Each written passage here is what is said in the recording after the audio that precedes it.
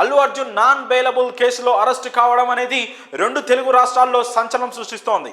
రెండు తెలుగు రాష్ట్రాలు మాత్రమే కాదు, పుష్ప 2 పాన్ ఇండియా రేంజ్లో హిస్టరీలో లేని వసూళ్లను సృష్టించిన అల్లు అర్జున్ సినిమా వేడి ఇంకా తగ్గకముందే అరెస్ట్ అవ్వడం దేశమంతా కూడా ఆసక్తిగా గమనిస్తోంది. బన్నీ అరెస్ట్ విషయంలో ఇండస్ట్రీ అంతా కదిలొస్తోంది. ఈ అరెస్ట్ ఎక్కడి వరకు దారి తీస్తుందా అని అంతా ఆసక్తిగా ఎదురుచూస్తున్నారు. అల్లు అర్జున్ మీద నమోదైన కేసులు, వాటిలో నాన్ బెయిలబుల్ సెక్షన్లు ఉండడం, నేరంలో ఆయన పాత్ర ఎంత ఉంది అని అంతా చర్చించుకుంటున్నారు. అయితే ఈ విషయాలన్నీ పక్కన పెడితే ఇప్పుడు అందరికీ ఒక విషయం మాత్రం స్పష్టమవుతోంది. అటు సీఎం రేవంత్ రెడ్డి కూడా ఇదే విషయాన్ని వెల్లడించారు. చట్టం తన పని తాను చేసుకోపోతుందని, ఇందులో ఎవరి జోక్యం ఉండదని, చట్టం ముందు అందరూ సమానమే అని వెల్లడించారు. ఈ విషయాన్ని తెలంగాణ పోలీసులు విస్పష్టంగా నిరూపించారు. అయితే అల్లు అర్జున్ పరిస్థితి ఇలా ఉంటే ఇప్పుడు మోహన్ బాబు విషయంలో ఎలాంటి పరిణామాలు చోటు చేసుకుంటాయని అంతా ఉత్కంఠగా ఎదురు చూస్తున్నారు. నిన్నటి వరకు కూడా మంచు ఫ్యామిలీలో గొడవలు మీడియా, సోషల్ మీడియాలో బర్నింగ్ టాపిక్స్గా అయిన సంగతి తెలిసిందే.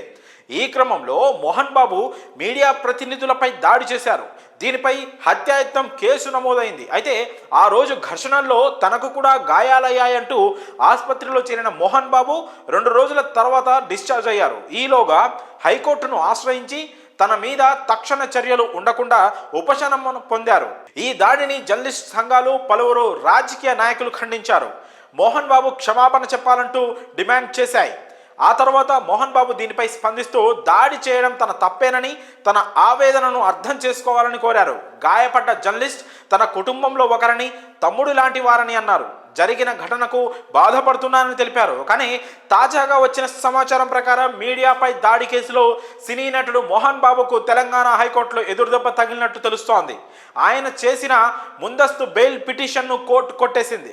ఇలా ముందస్తు బెయిల్ పిటిషన్ను కోర్టు కొట్టేసినందున పోలీసులు మోహన్ బాబును ఏ క్షణమైనా అరెస్ట్ చేసే అవకాశం ఉన్నట్లు తెలుస్తోంది.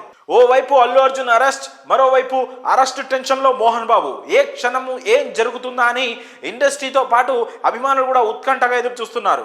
మరి ఈ విషయంలో ఈ వరుస అరెస్టులపై మీ అభిప్రాయాలను కామెంట్స్ రూపంలో తెలియజేయండి.